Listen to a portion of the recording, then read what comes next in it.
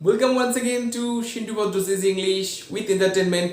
আজকে আমরা শিখবো গেটের সমস্ত ব্যবহার। তুমি গেটকে কিভাবে চেনো? তুমি চেনো যে গেট মানে পাওয়া, হ্যাঁ, গেট। তো গেটকে আমরা অনেক অনেক অনেক রকমভাবে ব্যবহার করতে পারি। তো তুমি দেখতে থাকো, আর আমি এটুকু শিওর যে তুমি নতুন কিছু অবশ্যই পাবে ভিডিও থেকে। তো পুরো ভিডিওটা অবশ্যই মনোযোগ দিয়ে দেখো গেটের সমস্ত ব্যবহার জানার জন্য। চলো দেখে নেবো গেটের ইউজ। তো গেটকে আমরা ফার্স্ট ইউজ করবো গেট প্লাস নাউন আর প্রোনাউন, অর্থাৎ গেটের পরে নাউন বা প্রোনাউন করে কি কি ব্যবহার করতে পারি দেখে নাও। রিসিভ, রিসিভ মানে কোনো কিছু গ্রহণ করা, ফেচ গিয়ে আনা, অবটেইন পাওয়া, ক্যাচ কোনো কিছু হাতে দেওয়া বা ধরানো কিছু, পানিশ কাউকে পানিশমেন্ট দেওয়া, এই সমস্ত অর্থ কিন্তু আমরা করতে পারবো এই গেটকে ব্যবহার করে। তো ফার্স্টে দেখে নেব গেট প্লাস নাউন দিয়ে আমরা কি করে রিসিভ করতে পারি। যেমন ধরো আই গট এ লেটার, আমি একটি চিঠি পেয়েছিলাম। তো গেটের past tense gate goat goat আমরা জানি, বা গেট গট গটেরও ইউজ করা যায়। তো আমরা কি করেছি, I get a letter, I got a letter পাস্টে ইউজ করেছি। দেখো রিসিভ করেছি, আমি একটি চিঠি রিসিভ করেছিলাম। এবার যদি আমরা ফেচ করি অর্থাৎ গিয়ে আনা, তো কি করতে পারি? ধরো তুমি বললে can you come and get me from the station, can you come and get me from the station, তুমি কি এসে আমাকে স্টেশন থেকে নিয়ে যেতে পারবে? তো এখানে গেটটা কিভাবে ইউজ হলো, তুমি কি এসে আমাকে নিয়ে যেতে পারবে। তার মানে ফেচ মানে আমরা জানি কি গিয়ে আনা, তুমি নিজে যাচ্ছ আনছো, অর্থাৎ তুমি যেখানে বসে আছো তোমার থেকে দূরে একটা কোনো অবজেক্ট রয়েছে, so you are fetching that. তোমাকে যদি বলে, তুমি ধরো দুজনা বন্ধু পাশাপাশি বসে রয়েছো, তোমাকে একজন বন্ধু বললো fetch that ball, that mean তুমি যাচ্ছ ওখানে গিয়ে বলটা নিয়ে আসছো, তারপরে আবার ফিরে আসছো, that is called fetch.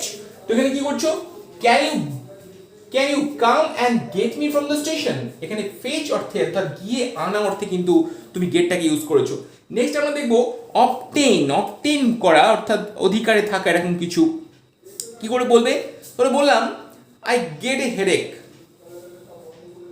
I got a headache. Headache is C-H-E.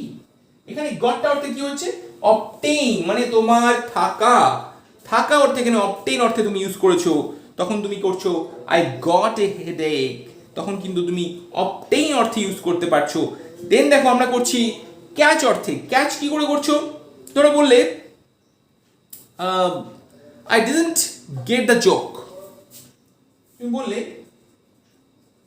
I didn't get the joke. এইখানে গেট অর্থে কি হচ্ছে, ক্যাচ। তুমি একটা কাউকে কোনো ঠাট্টা করলে বা বিদ্রুপ করলে বা একটা মজার কথা বললে, সে সেটা বুঝতে পারলো না, তখন সে কি বলছে, তখন সে বলছে I didn't get you, I didn't get you, that mean I didn't catch you, আমি বুঝতে পারিনি, সেখানে তুমি গেট ইউজ করছো, I didn't get the joke। তো এখানে ক্যাচ অর্থে কিন্তু গেট ইউজ করা হচ্ছে। তাহলে দেখো গেটটাকে আমরা কতভাবে ব্যবহার করছি অলরেডি, আমরা কিন্তু অলরেডি 1 2 3 4 5টা ব্যবহার দেখে ফেলেছি। এরকম কিন্তু প্রচুর ব্যবহার হচ্ছে, দেখে নেব পরবর্তী ব্যবহার পানিশমেন্ট দেওয়ার অর্থে। I will get you for this, দেখো যদি এরকম বলো I will get you for this, তো কি বলছো, get, I will get you, আমি তোমাকে দেখে নেব, I will get you for this, I will punish you for this.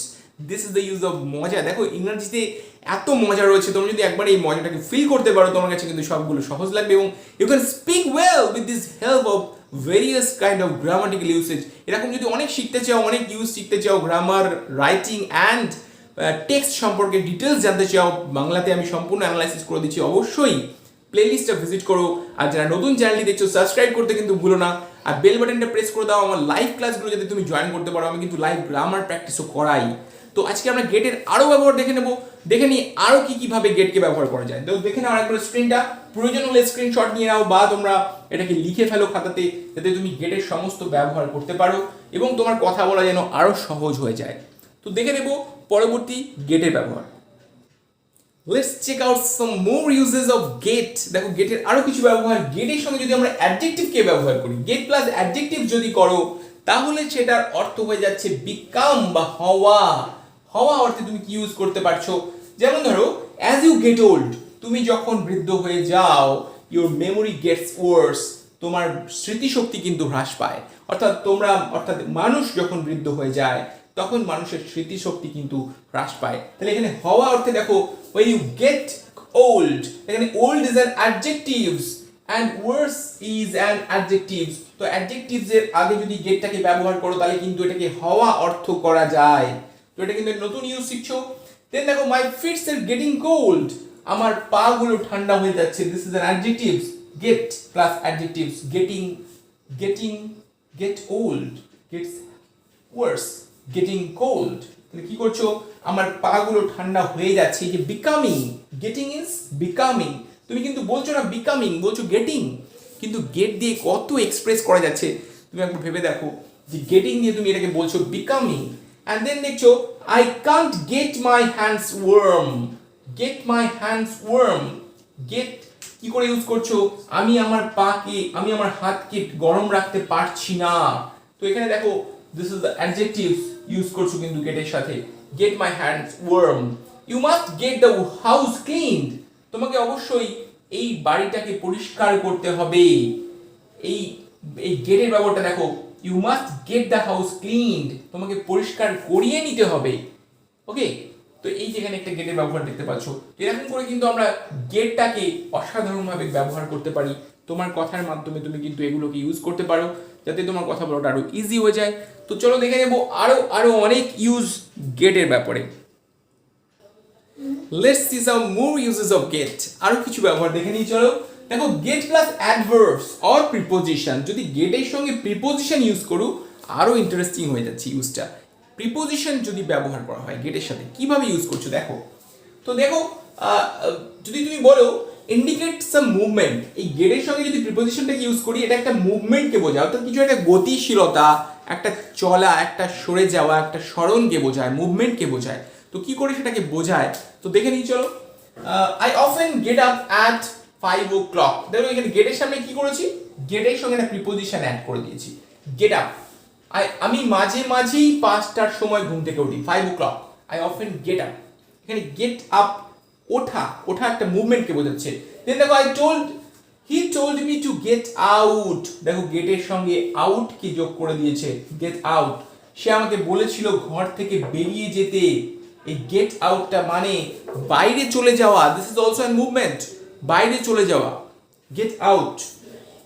Will you mind getting off my foot, get off, this is getting, গেটের সঙ্গে ING দিয়ে গেট অফ মাই ফুট, তুমি ভিড়ে দাঁড়িয়ে রয়েছো এবং তোমার পায়ের উপরে কেউ পা দিয়েছে, তো সেই সময় তুমি তাকে কি বলবে, hello excuse me will you mind getting off my foot, আপনি যদি কিছু মনে না করেন পা থেকে একটু সরে দাঁড়াবেন, মানে তোমার পায়ের উপরে পা চাপা দিয়ে দাঁড়িয়ে রয়েছে, তুমি কি বলবে, গেট অফ।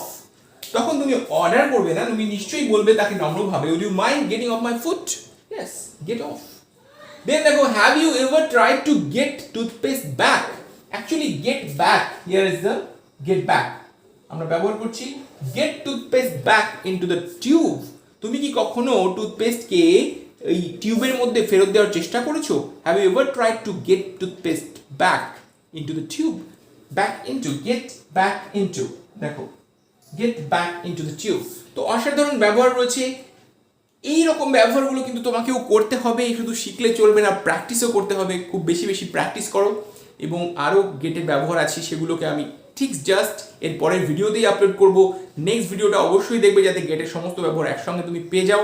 তো সকলে ভালো থাকবে, যারা প্রথমবার এসছো চ্যানেলে সাবস্ক্রাইব করতে ভুলো না, কারণ এখানে আমি গ্রামার, রাইটিং অ্যান্ড টেক্সট সমস্ত কিছু শেখাচ্ছি। আর যদি বাকি ভিডিওসগুলো দেখতে চাও please visit the playlist of the channel. আর যারা লাইভ ক্লাস জয়েন করতে চাও, গ্রামার প্র্যাকটিস করেছি লাইভে, তারা কিন্তু প্লে লিস্টটা অবশ্যই ভিজিট করো, তার পাশাপাশি বেল বাটনটা প্রেস করে দাও যাতে তুমি নোটিফিকেশন পেয়ে যাও, বেল প্রেস করে অল করে দাও, সাবস্ক্রাইব বাটনের পাশে বেল অ্যান্ড দেন অল। তো সকলে ভালো থাকবে, আজকে এখানেই শেষ করছি, আবার জাস্ট পরের ভিডিওতে আমি গেটের আরও ব্যবহার করে নিয়ে এসেছি, সেগুলো দেখে নিও। আজকে এখানেই বিদায় জানাচ্ছি, টাটা।